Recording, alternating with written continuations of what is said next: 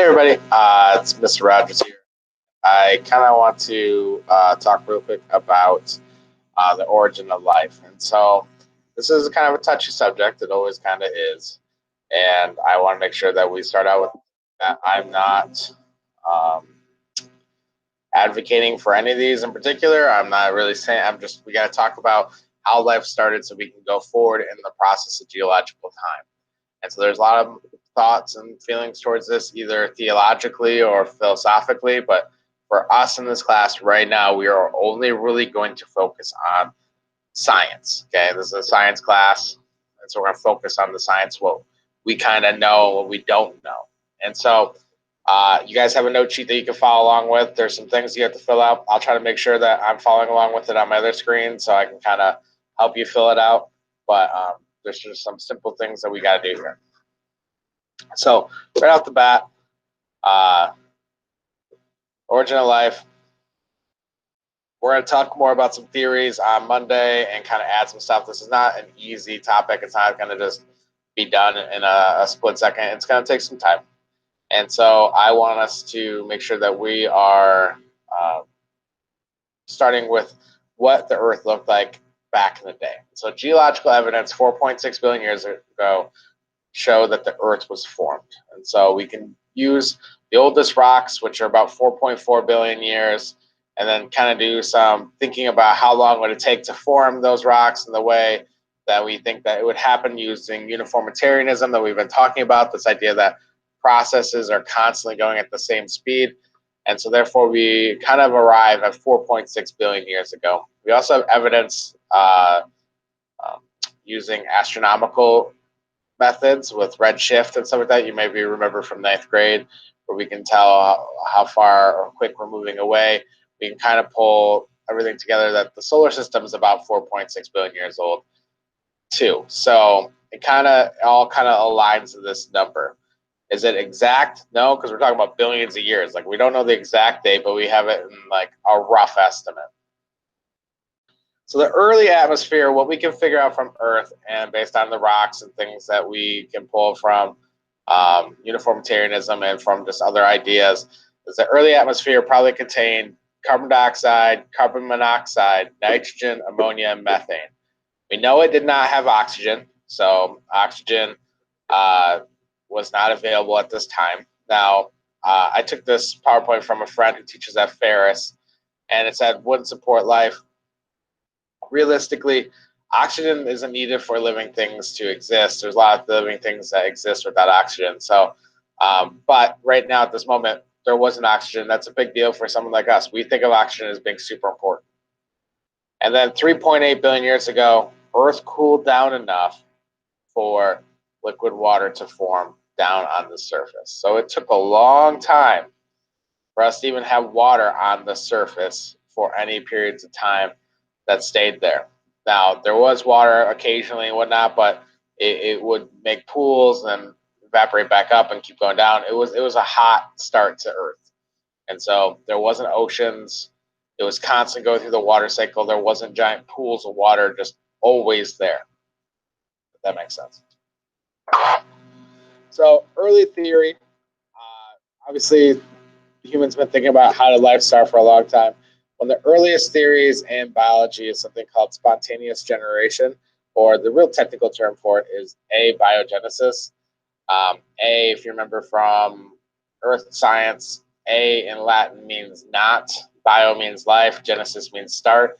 So it basically means not life starting life. So the hypothesis of spontaneous generation is that life arises regularly from non-living things. And so if you're a living thing, that you can start from a non-living thing. And the most famous example of this, to disprove this idea, was Reddy, who was a more famous for being a poet actually at the time, but now he's famous for being a scientist. And people were trying to understand how did life start, and what he decided is he came up with this experiment.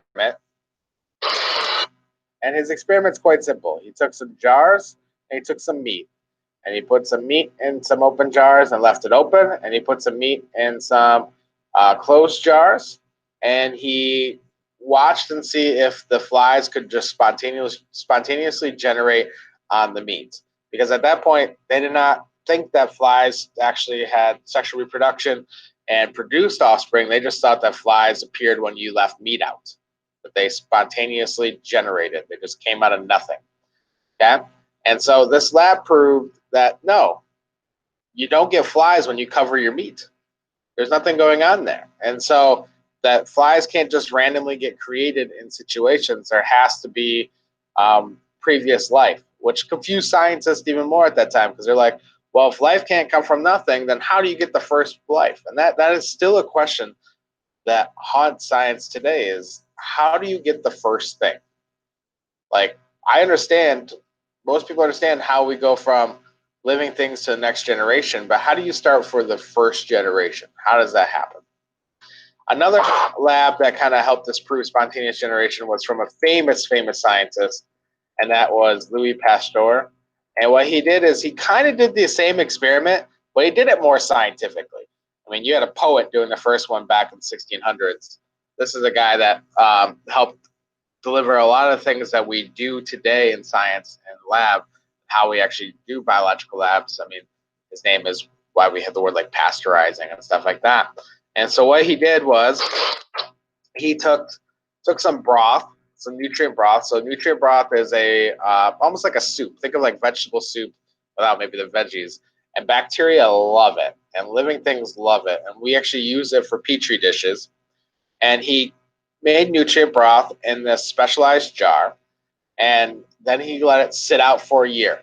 And because of the specialized jar and how the neck of the jar was, no living things ended up living inside the nutrient broth. The nutrient broth was left alone.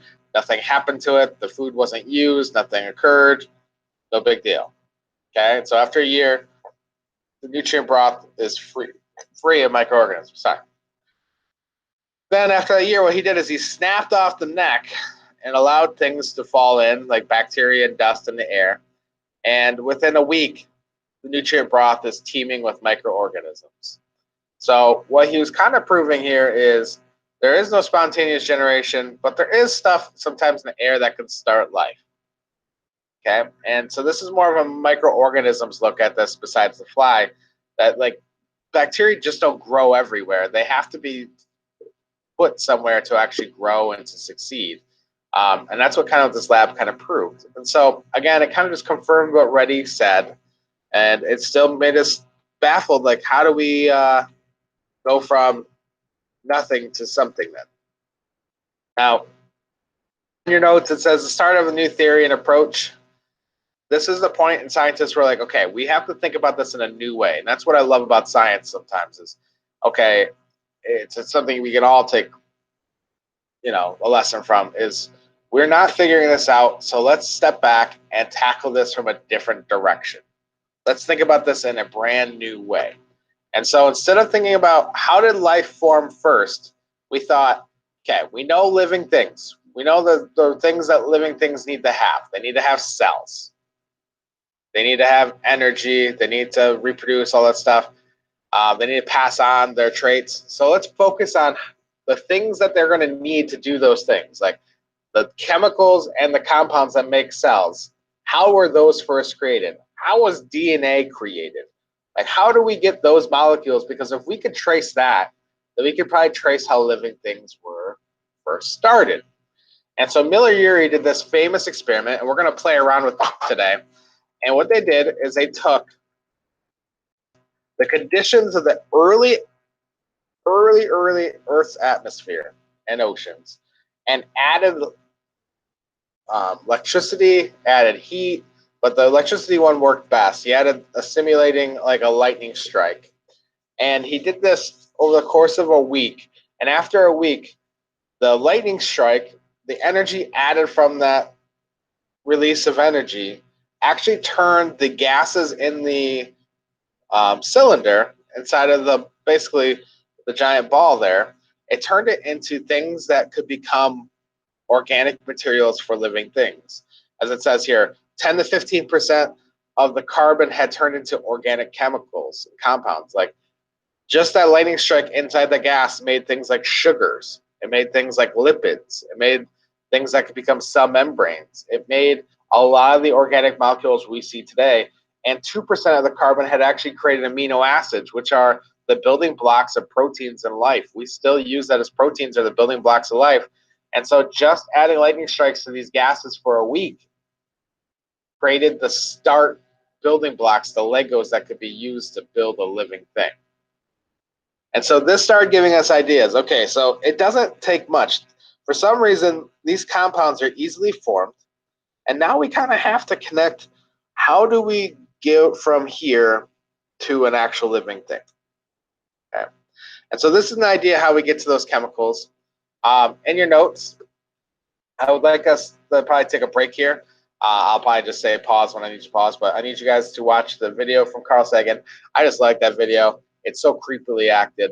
It's worth a watch in itself, but it also explains the Miller-Urey experiment pretty well. And then I want you to play around with the Miller-Urey experiment. I usually give this to AP Bio kids and watch them suffer for about 25 minutes as they try to figure out how to do this. But try it. See if you guys can create the actual things for life. If you guys do, create it and it says life was formed. Take a screenshot, email it to me. I know there's not a spot on Canvas for this, but you can just email it to me and I'll give you some extra credit. I mean, it takes a while. It's pretty fun. Try to figure out. Once you figure it out, there's a sense of relief, like, I did it. So another approach, instead of maybe lightning forming it, there is some scientists that believe that maybe these molecules came from space. And that sounds nuts. And like when I first heard this, I was like, oh, what a bunch of weirdos. But realistically, if we follow the line of the evidence that we have for this, it actually, there's some thought here. There's some thought here that does exist. And so first, we have done extensive gas testing with just lights and how lights from different solar systems come off, and we can kind of see how the light's bouncing off different chemicals. This is called light spectrometry, sorry. And we actually have one of these in the bio lab and the chemistry lab, and we can actually see how light goes through gases and materials, and we can find out what the material actually is. And you can see the picture below. We found out that the light's going through the gases in the solar system in this nebula here, they are actually things that we need for living things, or things that can become living things. Like there's water, there's methanol, there's hydrogen cyanide, there is carbon monoxide, there's the stuff that we started with on Earth. And so there is these chemicals in space. They don't get damaged by the harshness of space. The other thing that kind of points to this is we've actually on the meteors and comets that we have gotten on Earth, that have hit Earth and we can take samples of, we've actually found amino acids on them. And so there's actually amino acids on these comets and meteors, and it makes you think, well, if enough of these hit, because the first couple billion years of the Earth, we were getting bombarded by meteors and asteroids and comets all the time. That's how the moon was formed. That maybe that enough of this stuff kind of got brought here that somehow the first living thing used this and started replicating them in some way. Or that's the other thing we have to answer somehow, is like, okay, we can make all these chemicals, but how do they start replicating in a living thing and whatnot? And why would they want to replicate? It becomes a very hard question. And so that's where we're going to stop today. We're going to talk a lot more about this next week, but I want to just introduce it. And so there's different ways to look at this idea. How do we get to the first living thing? We have to think about, okay, does it just appear? Do we look at it from what does a living thing need? And we find out the chemicals and we kind of see how it goes in that direction. There's a lot of different ideas how to do this, but these are some of the most important ones that we're going to use to kind of start our conversation the next couple of days. So I hope this was useful. If we need more information, obviously get a hold of me. And again, one more disclaimer. Obviously, everyone has a different thought process about how life was started on Earth. I'm not saying anything is right or wrong. I'm just saying for us in this class, the science points to these things at this moment. And they might change. Everything always changes, and there's always more evidence out there. But at this moment, we've kind of gone through this as a human species scientifically. So we'll add some thoughts and feelings using the stuff from the Miller-Urey experiment and maybe the space hypothesis, and we'll kind of talk about how does that actually make living things. And that's kind of the drive for next week. So hope this helps. I hope you guys have a wonderful day. Talk to you guys soon.